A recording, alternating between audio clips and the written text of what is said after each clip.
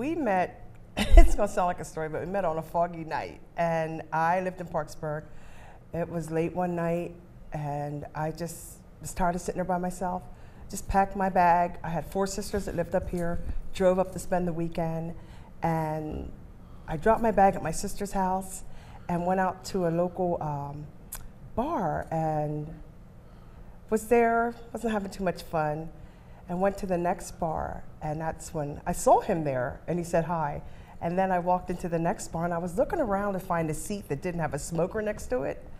And I walked in and sat down, and he spun around. I was like, oh, it's the same guy I saw at the other bar. And I said, is anybody sitting here? Because I saw like drinks there. He like clears the bar off and says, no, have a seat. Actually, my best friend, me and Tut, Gentry, we was hanging out. And when I seen her at the first place, she walked by and I said, hello there. Yeah. And she said, hi, and walked on by. And I said, Tut, who is that? He was like, I don't know. She must be from out of town. So we went to the next place, and when she came in and she sat beside me, she's like, is this open? I was like, yeah, it's just, nobody's sitting here. And I moved Tut's stuff over. And so we were sitting there talking, and Tut came back from the bathroom. He came over. He was like, oh, wow. So we started talking. And Tut's brother, Phil Gentry, knew her from seeing her sister and knew me from growing up. And when he seen us the same night, he seen us together, he said, you need to get with her. Y'all will make a perfect couple. Y'all would make a perfect couple.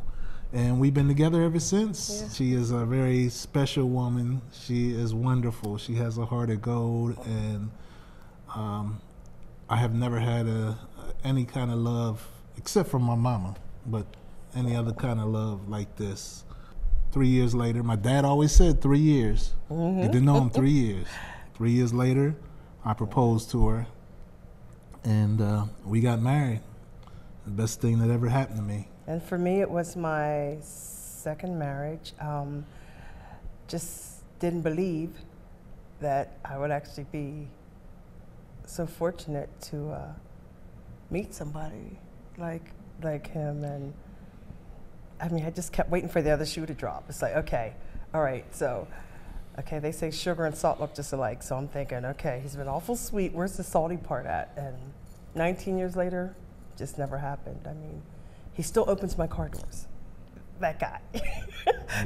That guy makes me laugh every day. We're always goofing and we get up in the morning to go to work. She gets ready to go to work, and I get up in the morning. I'm self-employed, so I can kind of flex on whatever time I want to get up, but I get up with her anyway. She'll still get up with me. Just to see her off and make her happy, make her smile, make her laugh. And I mean, people, when we go out and stuff, people think we're still honeymooners. Yeah, we just we go on trips, we vacations and stuff, and people ask us, so y'all honeymooners? We're like, no, but we don't do big holidays. Nothing. He's always like the just because. I'm always the just because. Actually, on anniversaries, we don't really get into cards and all of that. We usually take our anniversary trips, so we're usually away on vacation. But, our thing has been the everyday. Try not to let that, every day in our life. Try not to let that calendar dictate your heart and, do it just because. And I know that might sound a little corny or whatever, but we honestly don't.